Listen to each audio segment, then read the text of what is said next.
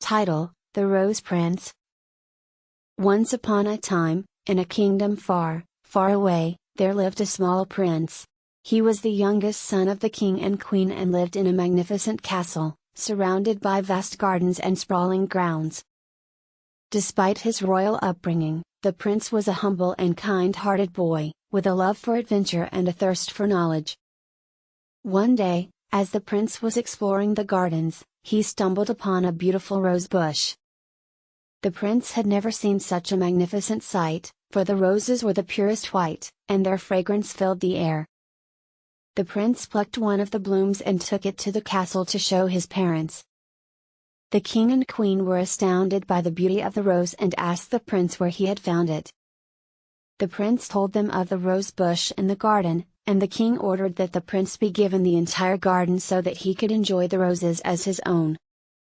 The prince was overjoyed with his new gift and spent every day tending to the rose bushes, learning all there was to know about their care and growth. He would sit for hours, observing the roses, their delicate petals, and the way they swayed in the wind.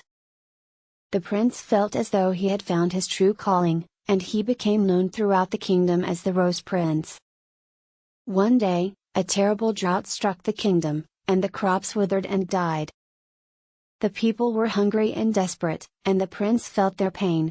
He knew that he had to do something to help his people, and so, he went to the castle's library to find a solution. The prince spent countless hours poring over books and maps, searching for any information that might help. At last, the prince discovered a secret garden on the other side of the kingdom, hidden away in a hidden valley, that was known to have magical properties. The prince decided to embark on a journey to find the garden, hoping that he could bring back the magic that would save the kingdom from its suffering. The journey was long and dangerous, but the prince pressed on, driven by his love for his people. When he finally reached the garden, he found that it was guarded by a fierce dragon, who warned him that the garden was only for those who were pure of heart. The prince approached the dragon, his heart overflowing with love and compassion, and the dragon recoiled, for it had never before encountered someone with such pure intent.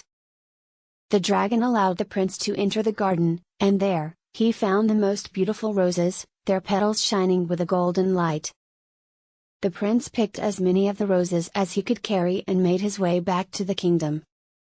When he arrived, the people were overjoyed to see him, for they had given up all hope of finding the solution to their problems.